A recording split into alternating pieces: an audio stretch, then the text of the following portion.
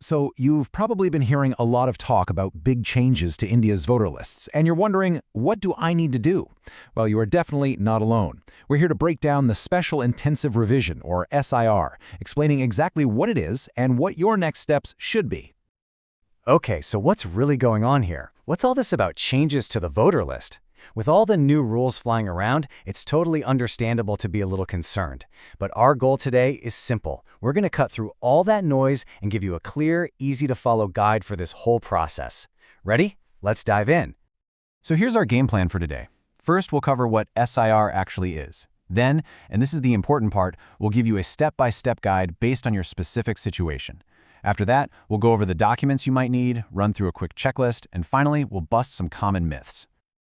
All right, first things first, what in the world is SIR? Well, to put it simply, it's an official, nationwide campaign being run by the Election Commission of India. So think of it as a big, organized spring cleaning, not some random change. SIR stands for Special Intensive Revision, or in Hindi, Vishesh Gahan Punarakshan. And honestly, the best way to think about it is like a deep clean for the country's voter lists. It's a special process designed to update everything, correct any mistakes, and just make sure the whole list is as accurate as it can possibly be. Okay, and this is super important to understand. The whole point of ISR isn't to kick people off the list. It's all about accuracy. It's about fixing typos, getting rid of duplicate names, removing voters who are no longer eligible, and, this is key, making sure all the new eligible voters are added to the list. Okay, enough with the what. Let's get to the how-to. This is your practical guide. We're going to walk through the different scenarios so you can figure out exactly where you fit in and what you need to do. Believe it or not, this whole process really comes down to one thing: the 2003 voter list. Everything you need to do depends on your connection to that specific list. So let's figure out which of these 4 situations is yours. All right, let's start with scenario 1, and this is the easiest one by far. If your name was already on the voter list way back in 2003, you're in luck. All you have to do is confirm your old details, your booth and serial number, on the new form. You don't need any extra documents. That's it, you're done. Moving on to scenario 2. This is for you if you're a male voter who registered after 2003. Your job is to use your parents' voter details from that 2003 list. You just pop that information into the form, and just like the first group, you don't need any other documents. Simple as that. Okay, now everyone listen up for this one, because it's super specific and really important. We're talking about married women who registered to vote after 2003. You must use the 2003 voter details from your parents, from your maiden home. You cannot use details from your in-laws' side to make that link. This is a really crucial point, so make sure you get this one right.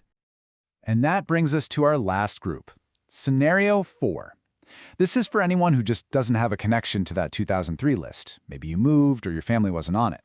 If that's you, you'll need to provide proof of identity and where you live. You'll do that by submitting just one of the 11 approved documents. So let's take a look at what those are.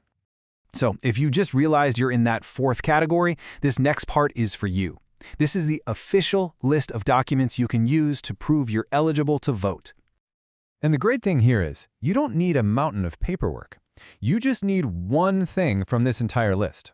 And as you can see, you've got a lot of options. Everything from a passport or birth certificate to your school records or even a land allotment letter. So there are plenty of ways to get this done. Okay, I know that was a ton of information. So let's just boil it all down into a quick checklist of the most important things to remember. This should help ease any worries you might have. So here are the key takeaways. First, you don't have to go looking for a form. The local booth-level officer, or B.L.O, will actually bring it to you. Second, for the vast majority of people, like 90% of voters, this is a super simple process. And most importantly, your name cannot just be removed without you knowing. You will be notified, and you will get a chance to fix any issues. All right, let's talk about the elephant in the room. There's a lot of fear and misinformation swirling around this whole thing, so we're going to clear the air right now and separate the myths from the facts. So the biggest myth you'll hear is this: my name's going to get cut from the list because of SIR. But the fact, that's just not true. As the slide says loud and clear, no eligible voter's name will be removed. This process is only for getting rid of fraudulent, duplicate, or incorrect entries to make sure the list is clean. And look, don't just take my word for it. This quote from the authorities says it all. Not a single eligible person's name will be cut. That really is the guiding principle behind this whole revision. You know, the best way to fight all this confusion is just to share the simple facts. You can be the person who helps your friends and family understand what's really happening. So please, consider sharing this guide with anyone who you think might be worried or confused. So at the end of the day, this whole process isn't about making things difficult. It's about making our democracy stronger with a clean, accurate voter list. Now that you have the roadmap, the only real question left is, are you ready to check your details and make sure your voice is heard?